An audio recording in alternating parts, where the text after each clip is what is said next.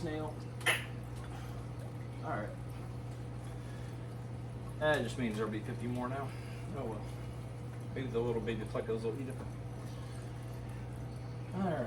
The only reason I'm recording this is because I know some people have issues when it comes to water changes, especially mobility issues, because I myself have had 3 back surgeries. My back is broken all to little pieces basically and held together with titanium screws and whatever they found at the freaking scrapyard to put me back together with. Not really, but you get the idea. Anyhow, I can't lift a bunch of water and carry it, so I had to adapt.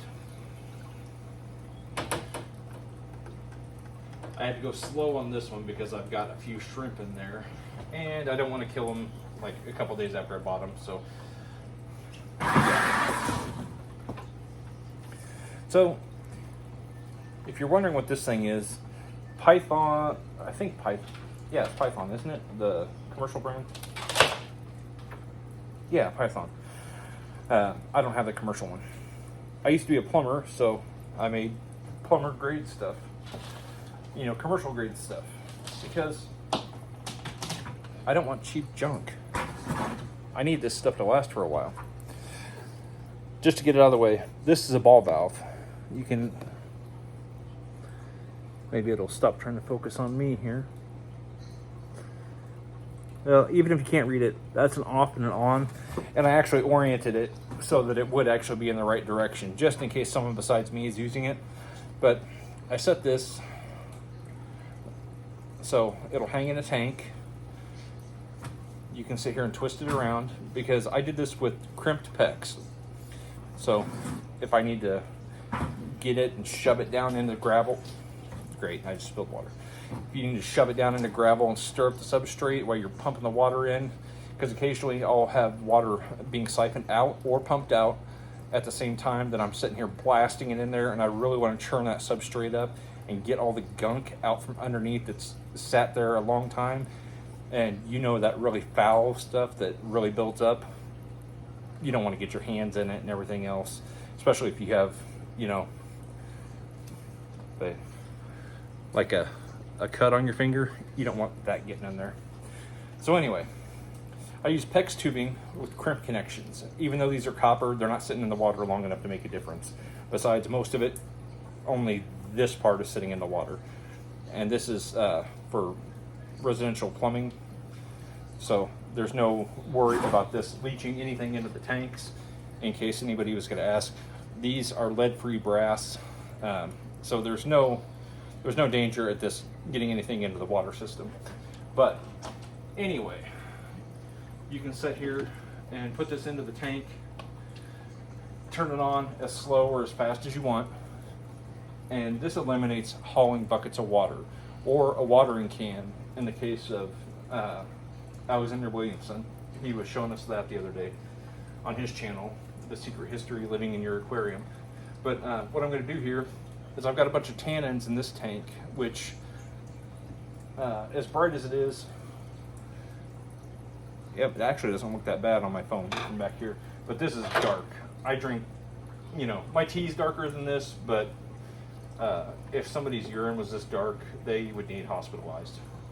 So, real quick, this is, well, the tubing starts out with vinyl tubing, and it did start as a Python.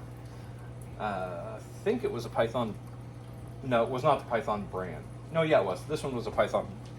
Yeah, Python products. But anyway, I ended up pulling the actual siphon off because a piece of the ball, the little retainer that kept the little ball in there when you pumped it, popped off, and I lost it. I have no idea where it went, so it was worthless. So I was like, okay.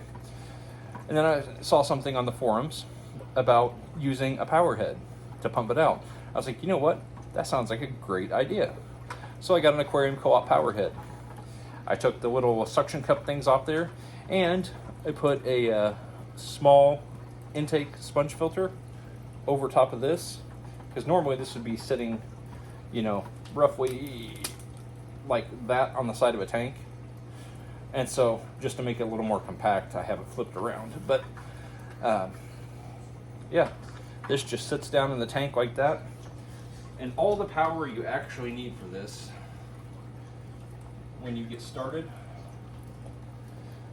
Oh, and this is a beach towel clip that you clip your beach towel to your chair so it doesn't slide down when you get up or whatever, I guess.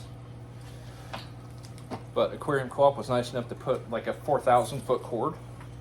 So, bring it over to your power, plug it in,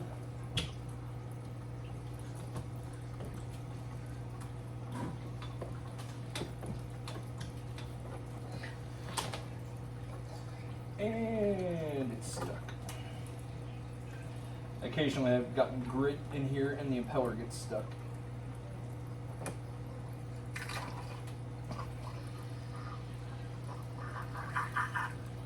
Not stuck now. If that ever happens, just take the end of it off and you're good to go. Anyway, now water's pumping. Disconnect your power. You don't need it anymore. The siphon is started, and even though you can't see it, and I'm not going to go walk you all the way through it, I've got 60 feet of siphon hose. They go out through my front door, through the doggy door, under the fence, down the hill, and almost to a gravel driveway. Because I don't want a big wet spot where my dogs are going to play in it. I'm sure as heck not going to sit here and carry water. So, yeah, that's about the size of it. Now, let's see, what can you see on there? Oh yeah, you can see the water starting to drop. So on occasion, if a tank's really bad and I need to really stir stuff up, this is where I would straighten this out and get in there and pump water in and really mix stuff up. But I would like mix it up way back in the back and pump water in back there, while at the same time it'll be siphoning water from the front. So all that shit gets stirred up, it lets the sand settle out while all the fine stuff comes towards the pump. And maybe it gets caught in the filter, maybe it gets siphoned out. It's hard telling what happens sometimes.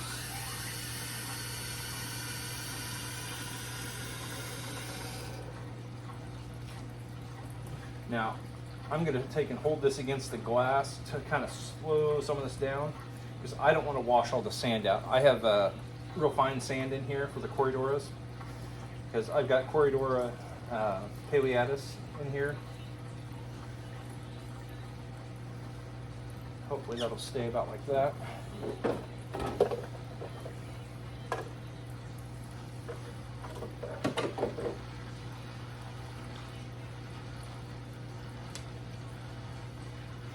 Got my prime water treatment.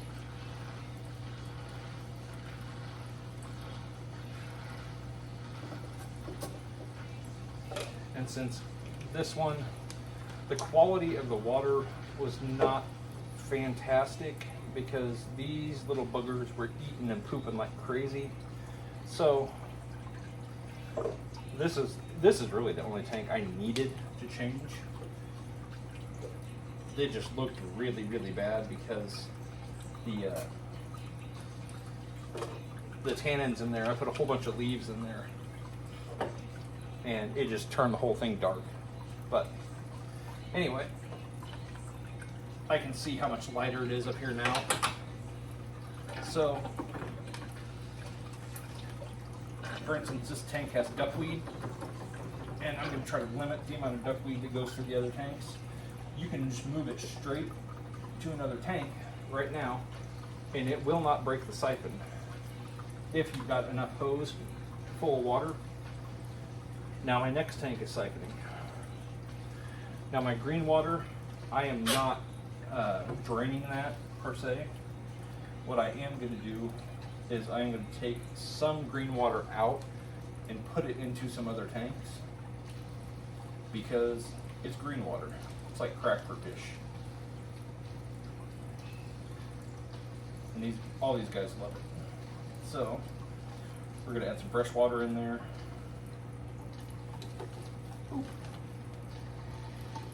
If I don't overflow it first.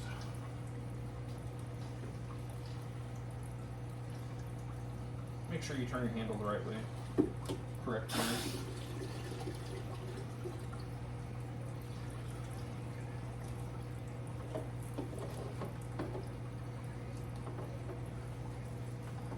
And so, nutshell version, that's how I do my water changes.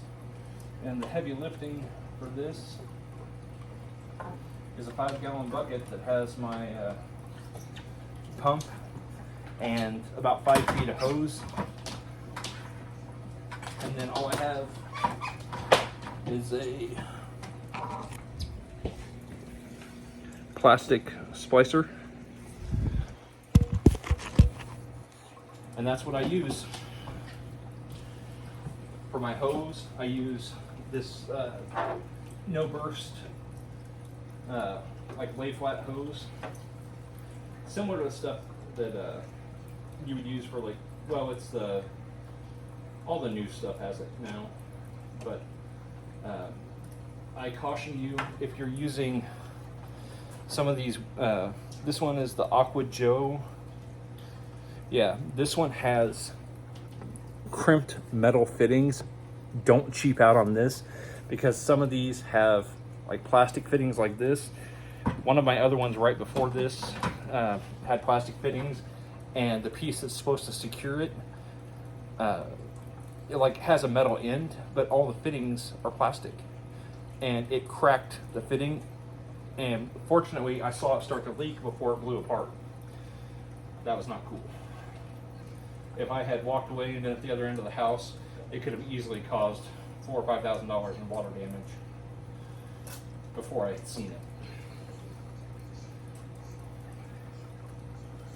That one.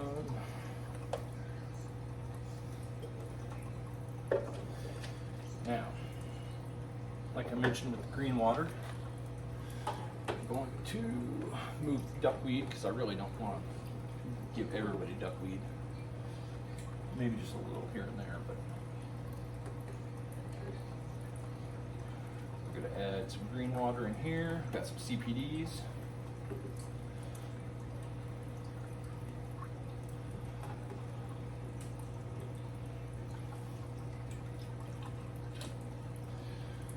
Paleatus corridoras in there.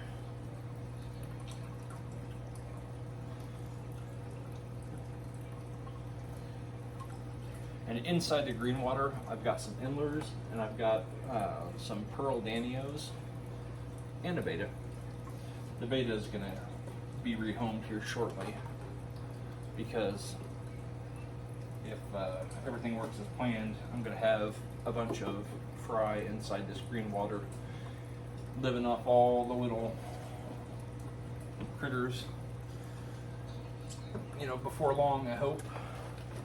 And I don't need the baby getting herself fattened up on. Oh wait, actually that one's a him, I think. Not that anybody cares.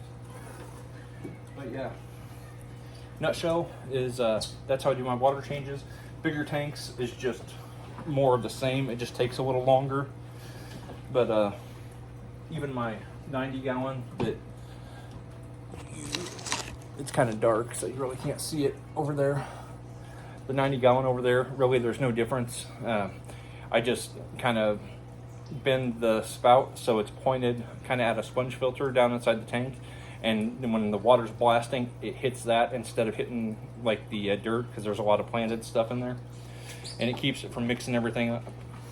And so if I had to, I made myself a kind of like a sand spray bar.